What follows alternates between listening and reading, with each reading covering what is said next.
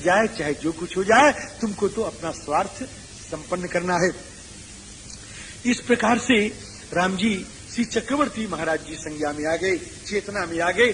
चक्रवर्ती जी ने कहा, सुमंत मेरी आज्ञा है, श्री राम के साथ चतुरंगिनी सेना जाए, हाथी सवार जाएं, घोड़े सवार जाएं, रथ जाएं, रथी जाएं, पैदल जाएं, सारे राज्य की खजाना जाए, ये जाए वो जाए, राज्य की सारी सामग्री, एक अध्याय में राज्य की सारी सामग्रियां इनके साथ जाएं।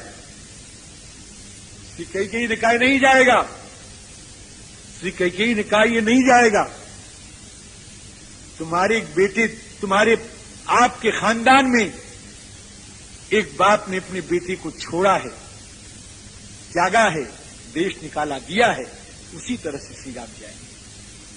कल मैंने कथा सुनाई थी आपको, आपके ही खानदान में महाराज सगर ने अपने बेटे असमंजस को निकाल दिया है, देश निकाला दे दिया, उसका नाम भी नहीं लिया। उसी प्रकार से श्री राम को आपको जंगल भेजना है। महाराज चक्रवर्ती जी के एक बड़े वृद्ध मंत्री थे, महाराज बड़े वृद्ध, उनका नाम था सिद्धार्थ, बड़े निर्भीक थे। कैकेयी जबान को ताला लगाओ, अब तक मैं चुप था, लेकिन इस अनर्थ को मैं बर्दाश्त नहीं कर पा रहा हूं। तुमने असमंजस को और श्री राम को बराबर कर दिया। असमंजस ने पाप किया था, अयोध्या वासियों के बेटों को लेकर के समुद्र में डाल देता था, वो मर जाते थे लोग चीत्कार कर। एक अपराध बताओ श्री राम का, कोई बता दे।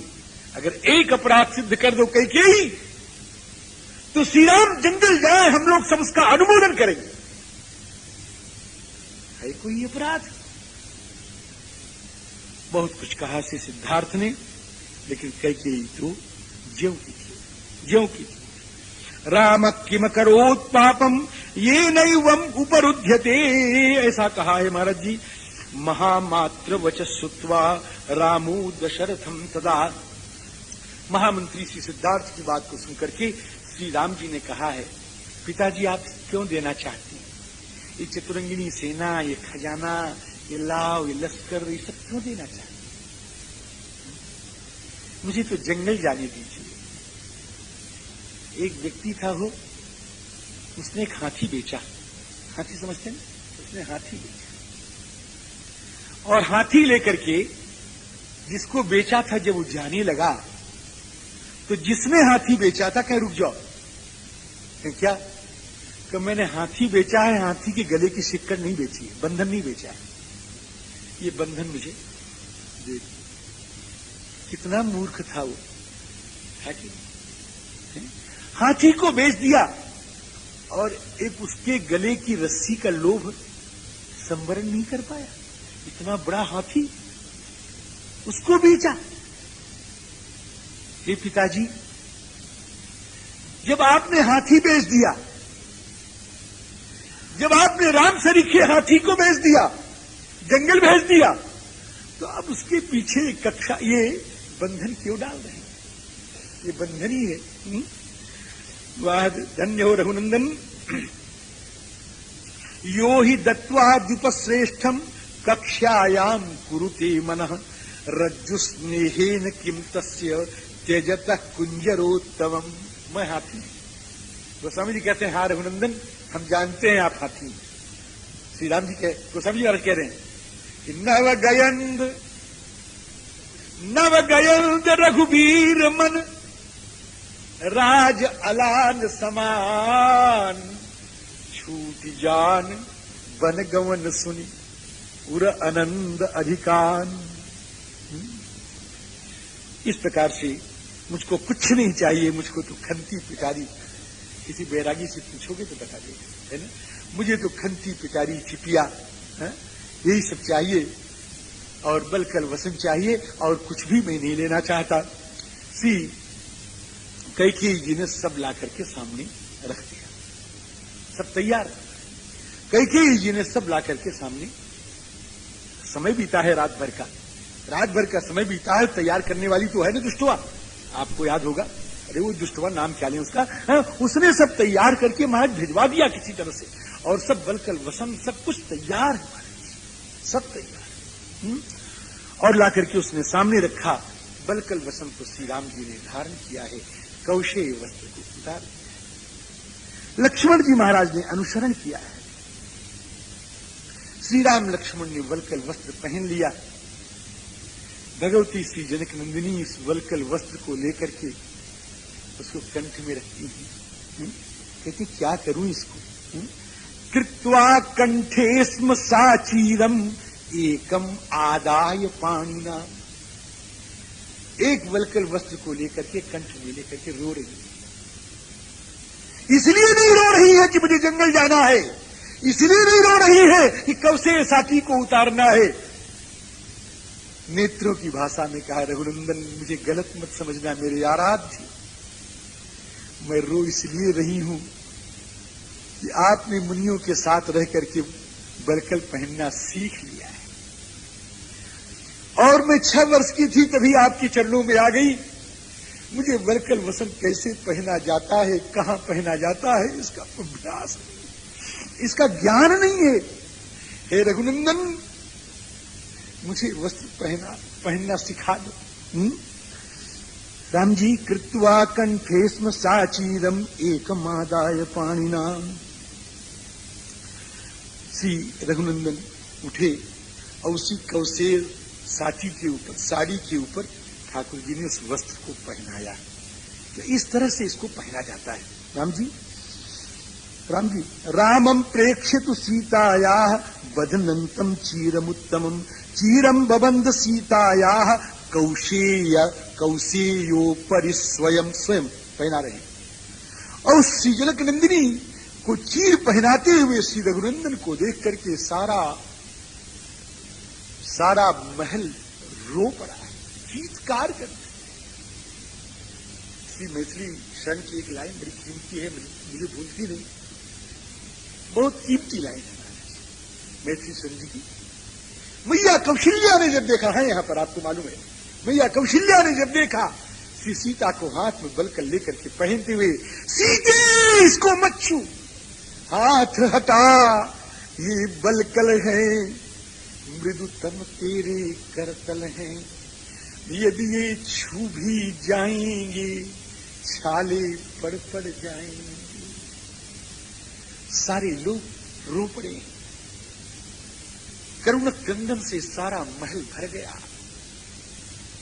अगर मुझसे पूछोगे तो जड़ दीवार भी रो रही है, ये फानूस भी रो रहे हैं, ये साज सज्जा भी रो रही है, ये सामग्रियां भी रो रही हैं। मुझे पागल मत समझना, मैं आपसे ठीक कह रहा हूं। श्री राम के वियोग में चेतन रोवे तो कोई खास बात नहीं है। श्री राम के वियोग में जड़ भी क्रंदन कर रहा है। आपको बताऊं, जिसने जीवन में कभी रोया नहीं, जिसके आंखों में शोक के आंसू कभी आए नहीं, जो संसार की नश्वरता का जिसको परिज्ञान है, श्री राम के अतीत अनागम के चरित्र का जिसको करतलगत आमलक के समान परिज्ञान है, जो जानते हैं कि श्री राम को जाना है, जो जानते हैं कि श्री राम को ये कार्य करना है, आप समझ रहे हैं, ऐसा महात्मा भी रो पड़ा आज। महात्मा वशिष्ठ करुण क्रंदित हो उठे। राम जी रो पड़े, और तो सब रो ही रहे थे। निवार्यसी चीरे गृहीते तु तया सवास्पो नृपतेर गुरु। नृपते गुरु सवास्पा। यहां आचार्यों ने भाव किया है कि वशिष्ठ नहीं कहा, आज नृपतेर गुरु कहा है। भाव कि वशिष्ठ का तो सब कुछ वश में है, वहां रुदन कहां, वहां रुदन कहां, वहां करुण क्रंदन कहां। ये कौन रो रहा है कि दशरथ का गुरु रो रहा है, जो राम को पुत्र की तरफ याद करता है। आज वो रो रहे। राम जी निवार्य सीताम, महर्षि वशिष्ठ जी का कई श्लोकों में बड़ा विचित्र संवाद है महाराज, बहुत विचित्र। किसी वैष्णव भावुक वक्ता से कभी सुनना इसको, समझे? मैं तो उसको प्रणाम कर रहा हूं एक श्लोक कह करके। श्री वशिष्ठ महाराज ने कहा कि वह राष्ट्र नहीं होगा जहां राम राजा नहीं होंगे, जहां राम राजा नहीं होंगे वो राष्ट्र नहीं होगा, और वो जंगल राष्ट्र हो जाएगा जहां राम निवास करेंगे। नहीं तद भविता राष्ट्रम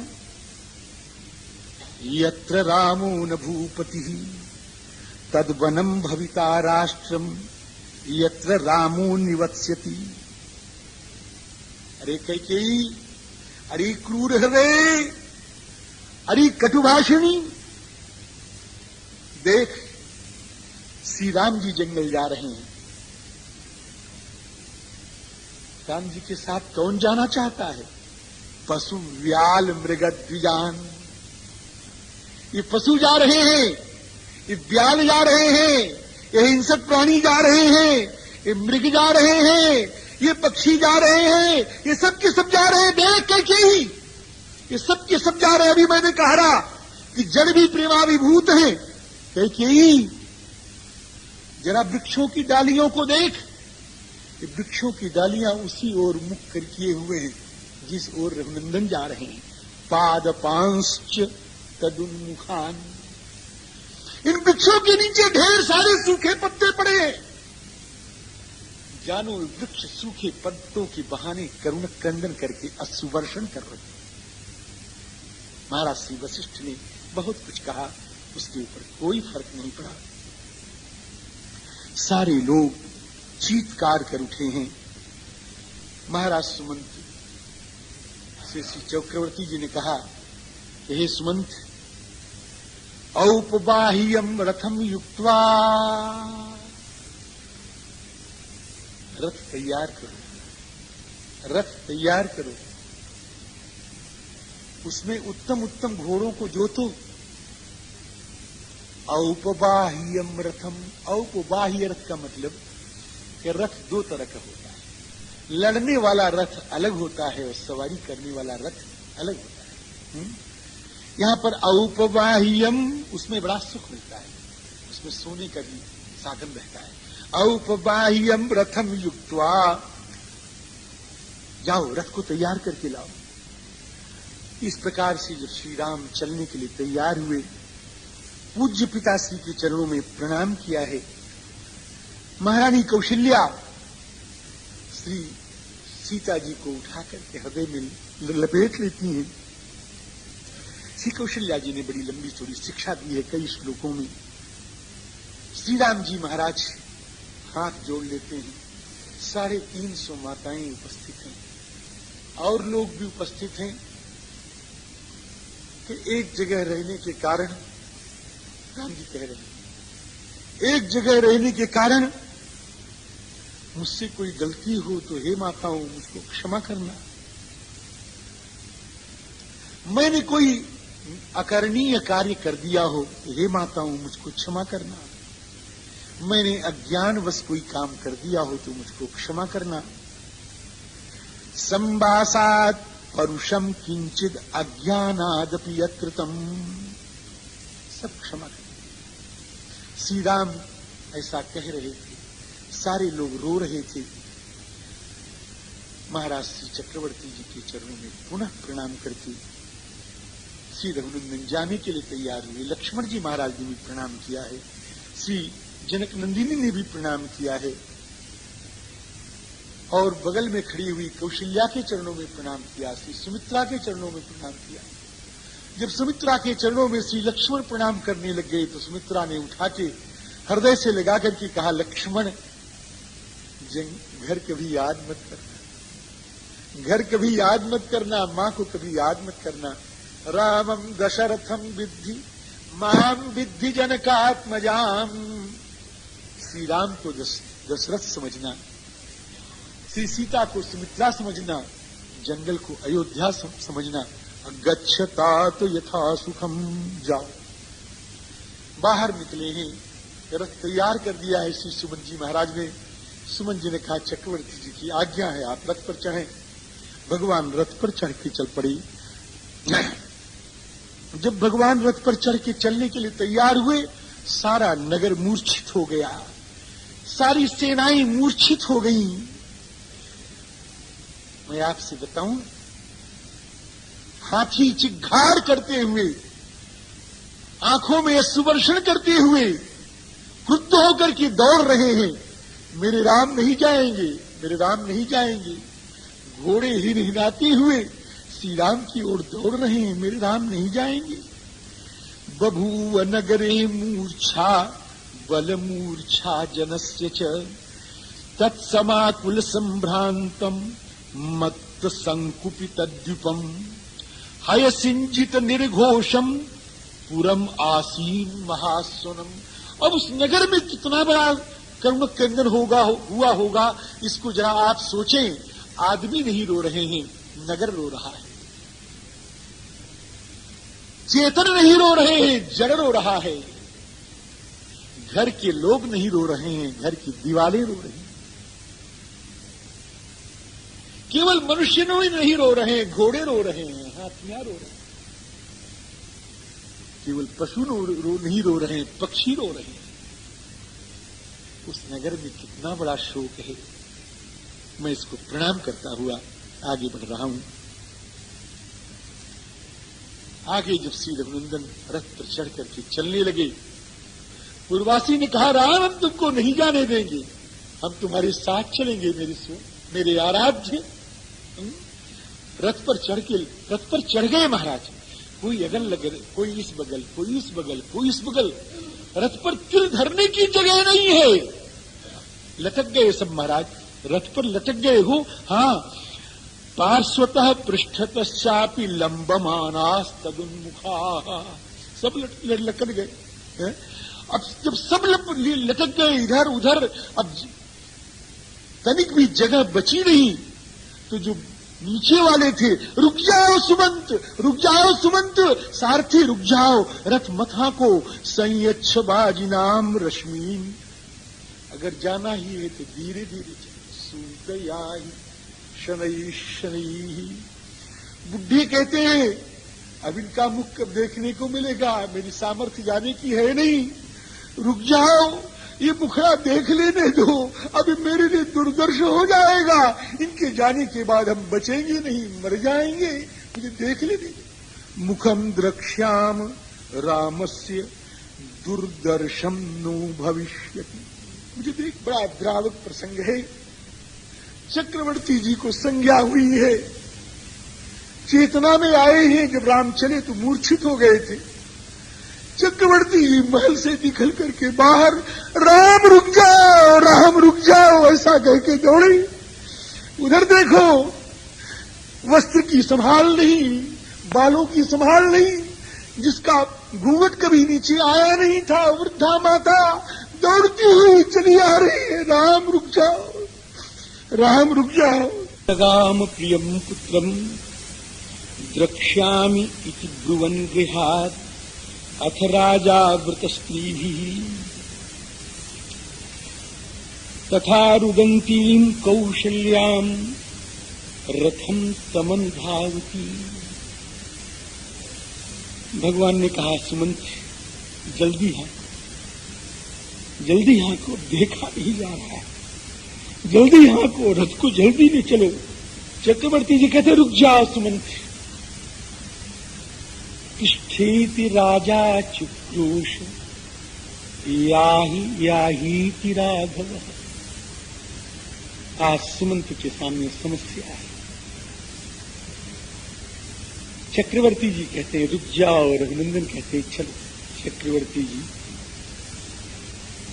खड़े हो गए। किसी मंत्री ने कहा, महाराज आगे मत जाइए, आगे जाइएगा तो राम जी जल्दी नहीं लौटेंगे, रुक जाइए, राम जी 14 वर्ष के बाद तो लौटाएं।